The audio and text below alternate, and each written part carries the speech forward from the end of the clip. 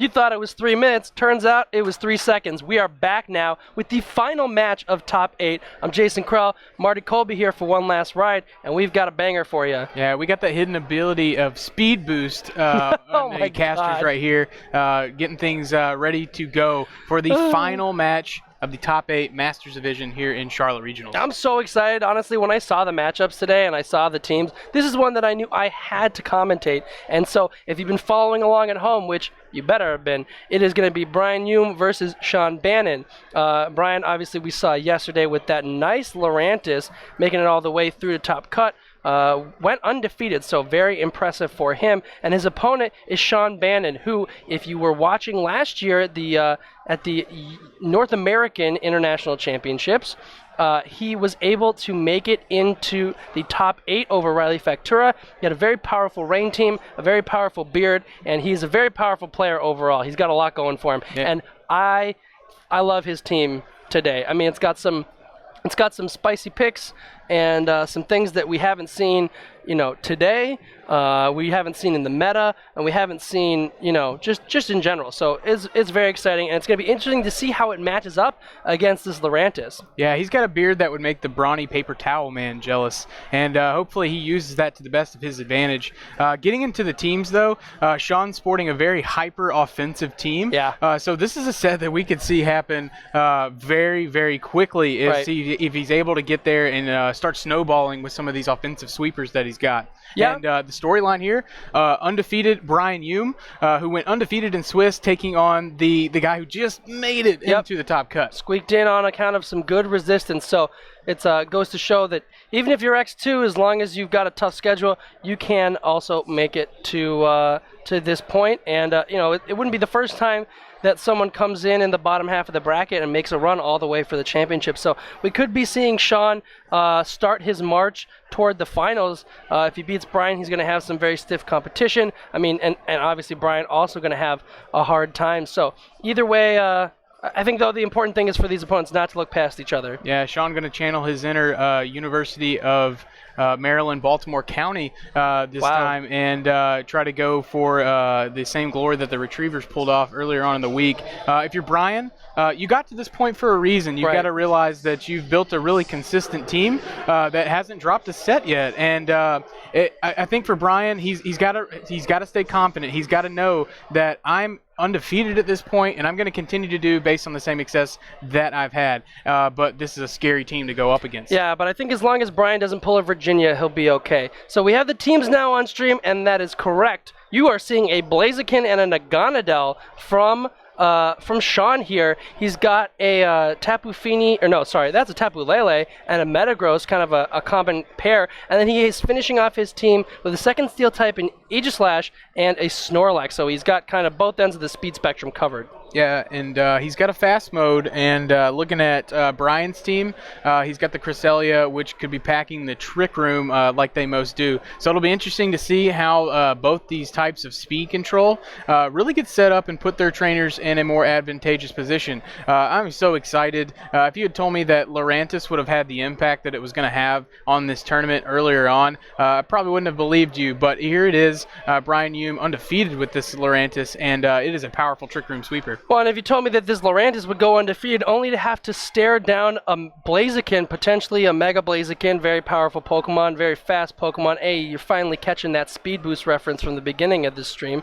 And also a Naganadel, right? So you're not going to be able to use Superpower to boost up your special defense. So a Sludge Bomb is going to be a big problem for you. And I think that Brian isn't going to be able to just snowball with his Lurantis, willy-nilly like he did in his last set on stream. Yeah, and Sean certainly has the tools to stop Trick Room from going up. An Aegislash, which has got that very powerful Shadow Ball, which can target into the Cresselia, and just really offensive options. He's going to have to stop the Trick Room. Well, we've got the leads now. It is Metagross and Aegislash against Cresselia and Manectric, so it looks like Brian may be trying to set up that Trick Room. Yeah, and this Intimidate is definitely going to help on, or actually, no, the Metagross has Clear Body, so the Intimidate not going to help this turn, but switching out the Cresselia. Brian ollieing out of the Trick Room option to instead just bring his Snorlax as a very bulky wall, maybe a normal type trying to bait out a ghost attack.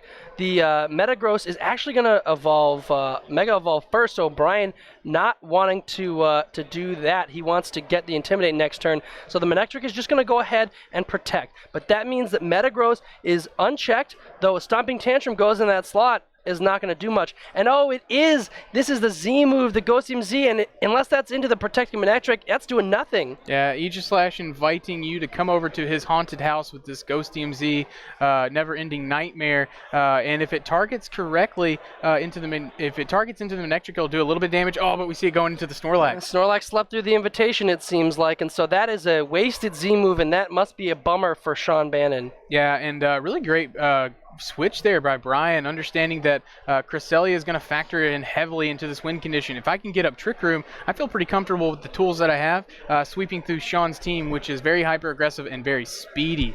So now also Brian has the ability to Mega Evolve this Manectric, get that Intimidate on the Mega Metagross, which is now evolved, and loses that Clear Body ability. And Aegislash in Blade form definitely doesn't want to take a potential overheat from this Manectric. So I like Brian's positioning here, and making sure that Sean can't use his Z move in this game 1. Yep, so Aegislash realizing that it doesn't want to just go for a King Shield. He wants to get the Blaziken in there, a nice fighting type to deal with this Snorlax. The Manectric finally is going to Mega Evolve, though, so Blaziken is going to catch the Intimidate. Its attack will be a little bit lower. That means that Snorlax is a little bit safer. However, the Metagross is also going to lose some of its attacks, so a pretty good decision to wait there from Brian. It's actually just going to Volt Switch out, doesn't want to take a Stomping Tantrum, gets a nice bit of chip onto the Metagross, and if that Cresselia comes in on a Stomping Tantrum, the Levitate is going to make that nice and easy, no damage there, but Brian weighing his options. Yeah, taking his time. He knows that he can take a little bit more time to just make sure he gets into a better board position. We see the Incineroar. Yeah, so Brian decides to stack that Intimidate back to back. So now both these Pokemon at -2, and that's going to be a problem for him. Yeah, and Incineroar certainly not going to like the Stomping Tantrum, but we see the Iron Head instead. Yeah, so a good call from Sean, but look, that's no damage, but the flinch, that is what matters here. Yeah, big flinch, potentially stopping a Belly Drum from that Snorlax from just kind of steamrolling through Sean's team. So a really clutch critical hit now. Brian has the ability to fake out and set up the Belly Drum on the following turn, and a -2 Blaziken, even though it gets the same type attack bonus from fighting moves like a close combat, something that can hit really hard on that Snorlax. Snorlax is going to be able to survive. We saw yesterday that Brian was running more of a physically defensive Snorlax, something that can tank hits on the physical side and still set up that Belly Drum. So the double Intimidate really working well to Brian's advantage in order to get set up with this Snorlax. Yeah, so Sean is really going to have to pick his poison. He might need another flinch, but he's not going to get it because Metagross is switching out into the Aegislash here. So just like Snorlax is immune to Ghost-type attacks, Aegislash is immune to normal type attacks, but the fake out goes into the correct slot, and now Brian gets the Belly Drum for free. So it is going to be at slightly reduced health. It gets the berry, and so now those two Intimidates are certainly going to help the Snorlax survive a fighting type attack, and the speed boost isn't really going to matter. But if Manectric switches in to get a third Intimidate, that could be a real problem. Yeah, and it's certainly going to Brian's side's certainly going to appreciate another Intimidate if it comes in, because that Blaziken, even though it is at -2, the damage that it could do from a same type attack bonus fighting type attack is going to be significant. Well, Incineroar wants to switch in, and oh, it's actually Cresselia that's coming in. So not afraid of the Ghost type on the field. Blaziken revealing the low kick, and since Snorlax is quite a big boy, that's a lot of damage. We see the Life Orb reveal, so not Mega, obviously, hasn't Mega evolved yet, and Aegislash is faster, so we're going to see another attack. It's a Sacred Sword, so this is a mixed Aegislash, or at least a physical one.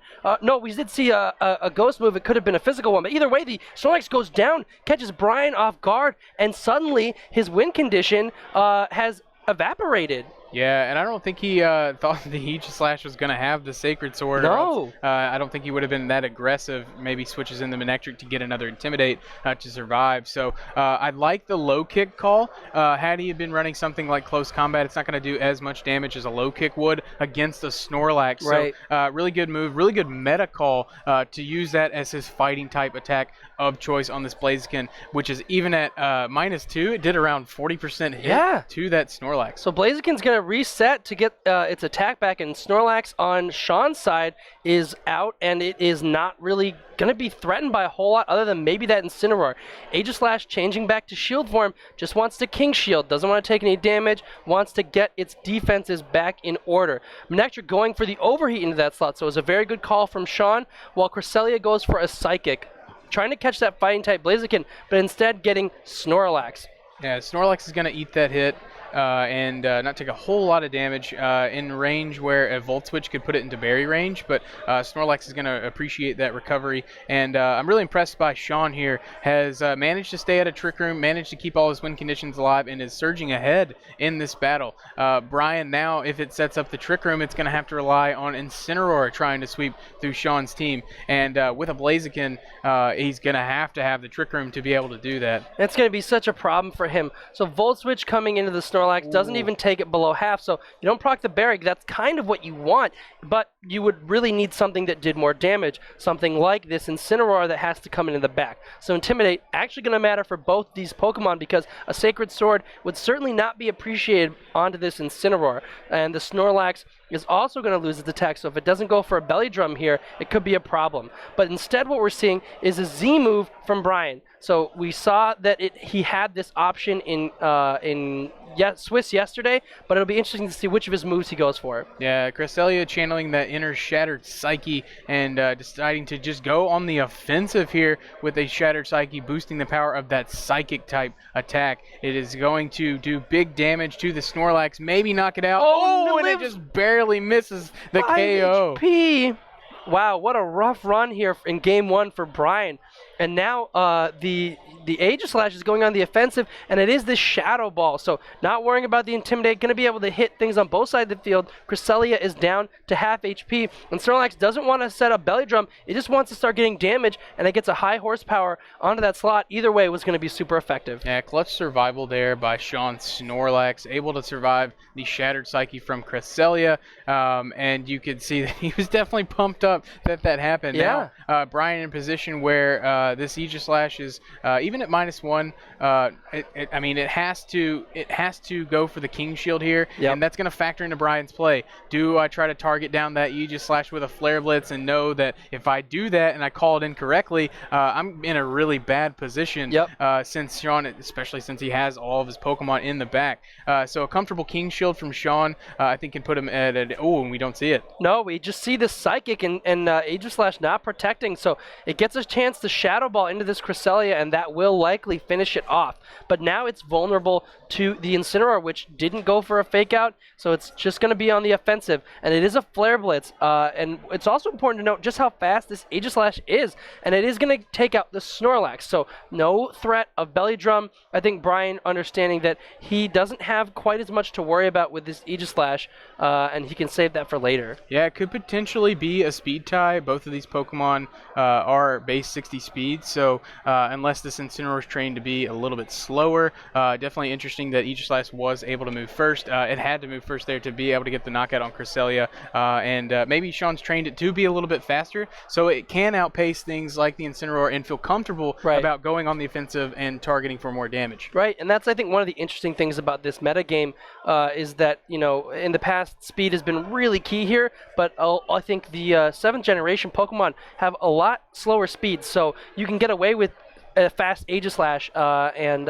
it doesn't hurt you as the Metagross comes out. Yeah, and you always have to play the mind games with that King Shield. I think Brian not deciding to target that Aegislash was a good call because you could lose a lot of that offensive momentum. Well, Metagross wants to just see what Brian is thinking, and it looks like he's actually just going for a double protect here. So just kind of scouting things out, seeing where Brian wants to target. That way he can maybe switch into Blaziken. Brian going for the overheat onto the Metagross and a Flare Blitz in that slot. But what a problem, because now Incineroar's attack is dropped by 2 stages. It's almost as if you got double Intimidate off onto him, and Sean doesn't even have one on his team. Yeah, and that was probably the worst thing that could happen to Brian. With Aegislash in King Shield form, we know it's modest, so it's probably not running as much bulk, but it's potentially in a range where it can survive the overheat. Yeah, but a Volt Switch instead is going to just do a bit of chip. I think Brian realizing he needs that special attack. Stomping Tantrum gets big damage onto the Manectric, and now Aegislash, either winning a speed tie or just moving first once again, gets a chance to go for a Shadow Ball to potentially finish that Pokemon off. And yes, Manectric has gone down. It may have been better off just getting the damage while it could have and getting rid of the Metagross. But now this much weakened Incineroar has a chance to Flare Blitz the Aegislash, and because it's in Blade form, it gets the knockout, and that's the advantage of being slower in this case. Yeah, I like Sean there, double targeting into the Manectric slot, forcing this to be a 3-on-1 advantage on his side, even though the Incineroar just gets the berry, or it's a 2-1 advantage now with the Aegislash going down. But now Blaziken's in a position where it can comfortably pick this up, and since it's not relying on something like a high jump kick, it can safely target down this Incineroar with a low kick along with the Metagross. Yeah, this Big Chicken is going to get the big win here for Sean, and Brian just goes ahead and forfeits. So that means that he is up against the wall. We could be seeing another Cinderella story brewing. Yeah, and would definitely like to see that. There's a lot of hype going into this game from the chat especially, who wanted to see Sean on stream so that he could show off the Blaziken, show off the Naganadel, and show off some of the other techs like having a little fast Aegislash. And a physical attack. The Aegislash being able to outpace that Incineroar on Brian's side to pick up the KO on Cresselia. That was huge. Yep, and so here's my question, Marty. Brian lost game 1 trying to go for the slow Snorlax Trick Room strategy. Does he bring the Lurantis? And honestly, I think you still need the Trick Room in that case, but is Lurantis the play? I don't know how much Lurantis helps him in this matchup. It's threatened by the Blaziken, it's threatened by the Naganadel, and I mean, if the Metagross has the Ice Punch, which we do see, which is really common, Metagross threatening that down as well. If he does bring Lurantis, it's going to have to be with heavy support and Trick Room going up. And I think for Sean, he's showing why, even though he doesn't have a Trick Room option. I mean, he does have the Snorlax, his coverage, but he's adjusting his playstyle to accommodate for the fact that I have to beat teams that are set up for a more Trick Room oriented style of play before they can get advantage of that. Definitely. So Brian is going to prepare himself for either a fast mode or a Trick Room mode with the same lead. And actually looks like Sean is going to have the same thing, but the difference here is in the information. So now Brian knows that the Aegislash has Sacred Sword. Yeah, and I think the fact that this is an offensive Aegislash is probably going to put it in range of where a Manectric Overheat can knock it out, even at full health in the King Shield. So Brian is going to Mega Evolve his Manectric immediately. He doesn't need to worry about trying to get an Intimidate onto the Metagross. I think he just wants to remove one of these threats from the field as soon as possible. So Clear Body not mattering here, but the Intimidate could help for the future with a Sacred Sword. Metagross is going to evolve after, so that is one of the advantages of being slightly slower. Even though you're threatened by something like an Overheat, you can still retaliate with a full power Stomping Tantrum. Cress actually giving the helping hand to Manectric, though. That means this Overheat could be devastating for one of these players. It does connect, but who is it going into? It's the Aegislash, so that Pokemon is gone. No Z move for Sean, and it looks like that is a great thing for Brian. As the Metagross gets a Stomping Tantrum now, and without the Intimidate, this could easily pick up the knockout. Yeah, goodbye. So Brian has to take a trade there, but he's poised now for a better matchup in the Trick Room, and Cresselia doesn't have to worry about a Ghost Z move and can set up Trick Room much safer. There may still be a Snorlax in the back to contend with. Yeah, I like the trade from Brian there, identifying that Aegislash is Sean's main way of stopping the Cresselia going for a Trick Room, and now Brian can bring out the Incineroar and fake out and set up the Trick Room a little bit more comfortably, but it's going to have to survive a hit from that really powerful Blaziken. Yeah, and so what a problem, because Brian once again is going to have to choose. Do I take the low kick from the Blaziken, or do I take the Stomping Tantrum from the Metagross? And honestly, in this case, it's that's a problem either way. I think though that the Metagross is a bigger problem for Brian. Yeah, I think if you're Incineroar, you target down the Metagross with the Fake Out and go for the Trick Room so that you can be a little bit more offensive with the Cresselia and Trick Room against something like a Blaziken. Definitely. So Blaziken actually just wants to switch out. I think Sean is anticipating a Trick Room, and the Fake Out does correctly go onto the Metagross, so that flinches and does nothing. Brian doesn't set up the Trick Room, so now Snorlax has to come in and eat a Psychic. Not a problem, but it is now having to stare down a knockoff. Yeah, great switch there by Sean, bringing in the Snorlax in favor of the Blaziken slot. Potentially predicting that Brian was just going to comfortably set up the Trick Room, which would have given Sean the advantage with something slow and powerful like that Snorlax to be able to get up a Belly Drum before that Incineroar could go for something like a knockoff. So I like Sean's positioning here, and Brian really, I think, has to really think hardly about going for that Trick Room. Well, the Iron Head is coming out into the Cresselia, maybe fishing for a flinch because that's not doing a whole lot of damage. Brian revealing the Taunt, a crucial move that is going to stop the Snorlax from being able to set up with a Belly Drum. And because the Snorlax goes first with the return, the Trick Room will go up, and that means that suddenly the Metagross is quite threatened, and the Snorlax can't Belly Drum. Yeah, great play from Brian here. He identified that I have the tools to stop Snorlax from being such a threat in the Trick Room. So being able to get down the Taunt is going to make Snorlax way less effective already, because we understand that Snorlax not really trained offensively as much as you would think a Snorlax would be, more on the defensive side so it can survive those physical hits. So those returns aren't going to be doing as much damage as they normally would, and Cresselia was able to hang on to its Z move, which could be a factor later in the game. We see Sean selecting his moves here, Brian taking his time, trying to get the victory and crawl his way back here in Game 2. Brian maybe wants to preserve his Cresselia, but more likely wants to set his Snorlax up while the Trick Room is still good for him. Return going into that slot will do a bit of damage and make it harder for Snorlax to set up safely. And Incineroar decides to go for a Flare Blitz and finish off this Metagross before the speeds reverse, but the Metagross survives with 4 HP, and it gets a chance to Iron Head. It goes into the Snorlax and puts it in berry range, so that is not the end of the world because Brian will have the option to recycle, whereas Sean does not.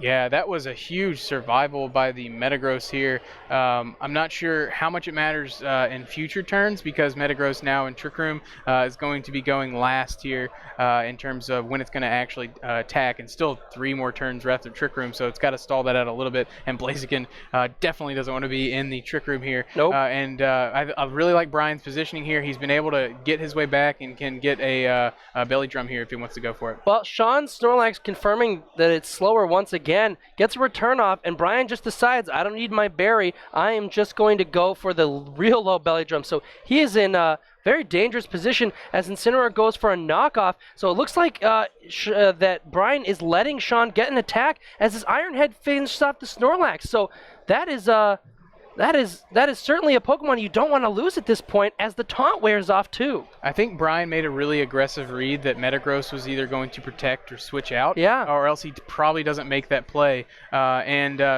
Also, we saw that Sean's Snorlax is consistently moving first in Trick Room, so maybe he's chalking that up to a speed tie and willing to risk it there to get back into it, but a risky play that ended up paying off in Sean's favor. Yeah, and so at this point, I mean, if Brian didn't really have a whole lot of options, he could have gone for the return to finish out the Metagross, could have recycled his berry. It was pretty tricky either way, but now Metagross can protect and probably last long enough to get back into the fastest position. High horsepower doing a lot of damage to the Incineroar, putting it in range of its berry. So it's going to be back at a lot of health, but it won't have that recovery for later. And now Incineroar goes for a Flare Blitz, not into the Metagross slot, into this Snorlax, and that still doesn't knock it out. This Flare Blitz just can't get the job done, and a Psychic doesn't finish off the Metagross. So Brian is not able to get either KO in this case. Yeah, I think he's still okay by the simple fact that Cresselia can knock out the Metagross on the following turn with a Psychic, and Incineroar can live a high horsepower from the Snorlax, barring some type of critical hit.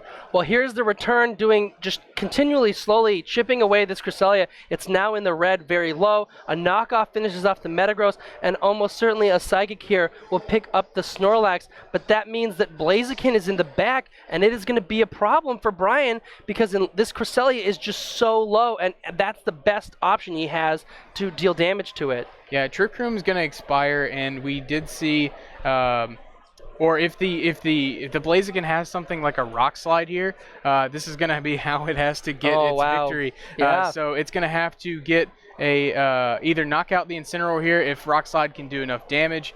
With something like a Life Orb, it's going to be really close. Yeah, and I think that might just be it here for Brian. He's going to have one chance to do all the damage that he can to this Blaziken, and I just don't think it's going to be enough. And so the Flare Blitz coming out, and honestly, like Incineroar's just going to take itself out with the recoil here. If, yeah, that's still pretty big damage, but now Incineroar goes down. So the 8 seed overthrowing the number 1 seed here and taking the win over Brian in just 2 games. Yeah, we see the power of the beard really factoring in. Yeah. James Harden tweeting that he is heavily rooting for Sean Bannen here. And I like the fact that, I mean, we talked about this in the pregame. Yeah. It didn't really look like Sean had a way to win with a non-Trick Room mode. I mean, he had Snorlax, which is a Trick Room deterrent, but not something that just outright stops Trick Room. Right. But revealing that this hyper-aggressive style really suits his play style, and he was able to come out advantageous, even with Brian, who had a lot of Trick Room options. Yeah, and I think another important factor to talk about it was the decision to belly drum there in the Trick Room. And honestly, you know, it would have been such a huge momentum swing for him if the Metagross had protected. But when your back is up against the wall, you've already lost game 1. It's hard to take those risks, you know, because this is exactly what can happen. You could get the call wrong, and there's nothing to say that Brian would have won the game necessarily if Snorlax hadn't gone down on that turn, but he certainly would have had a better fighting chance to take it to game 3. Either way, he still played incredibly well. He has a Swiss run to be proud of. He got his Worlds invite, which I think was his main goal. So that at least he can check off, and he should still definitely be proud of himself. Yeah, 8-0 in Swiss, especially with something that, I mean, really, we had a meta-defining Pokemon entered into the field. So being able to go 8-0 through Swiss to a metagame which was a little bit untested is nothing to scoff at. So I know he'll be a little bit disappointed because he wanted to take this regional and win it. Right. But congrats to Brian for getting this far. Congratulations to Sean as well, who is moving on to top 4. Very exciting. And so we will have that with you pretty soon. Yeah, and so I think we'll probably call this, except I believe this was your last match. So I just want to say thank you, Marty, for joining us today. I think you did an awesome job, and hopefully the audience agrees, and hopefully you'll be back soon. Yeah, hopefully we'll see you the next time. So definitely thank you for being here and watching with us here at the Battle Factory. Yeah, and in the meantime, we will be right back with your first top 4 match.